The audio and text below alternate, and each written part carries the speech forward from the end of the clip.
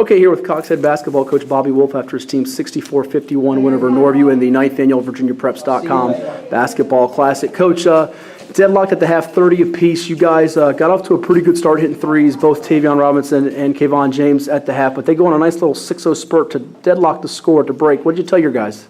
Well, turnovers and offensive rebounds what killed us. We had 5 turnovers the last 2 minutes, and that gave them, cut it from 30 to 19 to 30 to 30. We didn't score the last, 3 minutes of the half. And I told them that 2 big things, offensive rebounds and turnovers, are going to be key to second half. And if we could handle the pressure, maybe get some good looks, we could, go back to what we did at the beginning. Were you encouraged, though, with Norview upping the tempo? Some people may think Cox can't handle the half-court setup, but were you encouraged with what you saw out of that? Or I don't like to get in that up-and-down game, but now with Tavion and Keyshawn and Jordan and KJ, those guys can get up and down the court, and so it's not as bad as it has been before. Sure. You get good performances out of Kayvon James hitting the 3 balls. I think he almost tied the Virginia Preps Classic record, in fact, with threes. And then Tavion Robinson had 29 points by our count today. Just those 2 guys being sophomores, you got to like the future for this program, even beyond this season. Oh, absolutely. And, to be honest, I didn't even know Tavion had that many points. I knew he kind of took over in the second half, but I didn't know,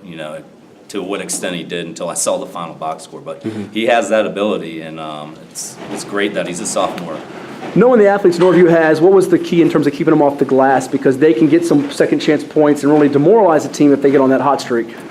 Well, we had to switch the zone because Keyshawn got in foul trouble. So I brought in Jordan, so we went big and went zone. And we did limit them on misses to 1 shot each time, but they did hit some threes that kept them in the game as well. You get Jordan Williams back. I know he missed a couple of games. He was at the Army All-American game, and I think he had maybe a visit and I think you're missing A.J. Smith still today? A.J. Smith's on a visit to VMI today. Okay, so we didn't have him, but other guys stepped up, and we were able to pull out the win. Sure. What does this do, getting a win like this against a team like Norview that's been in the state tournament the last couple of years in this event as you go forward into conference play where you're still battling and jockeying for position with the likes of Lancetown, Kellum, Tallwood, and by the way, First Cornell's making some noise now. Absolutely, and all of the beach is pretty much, or our conference is pretty much, it's up in the air still, so we got some big games. Next week's a huge week for us. We got Lancetown and Tallwood, so we've got to come out of there with some positives, hopefully leading into the tournament if we can make it. It looks like any way it could shake out. Even you throw in their baseline, I've forgotten about who's dangerous too with their athletes. That you could finish as high as maybe even second, or you could even miss the thing the way it's kind of shaking out with tiebreakers. So we got to stay focused and keep doing like we have.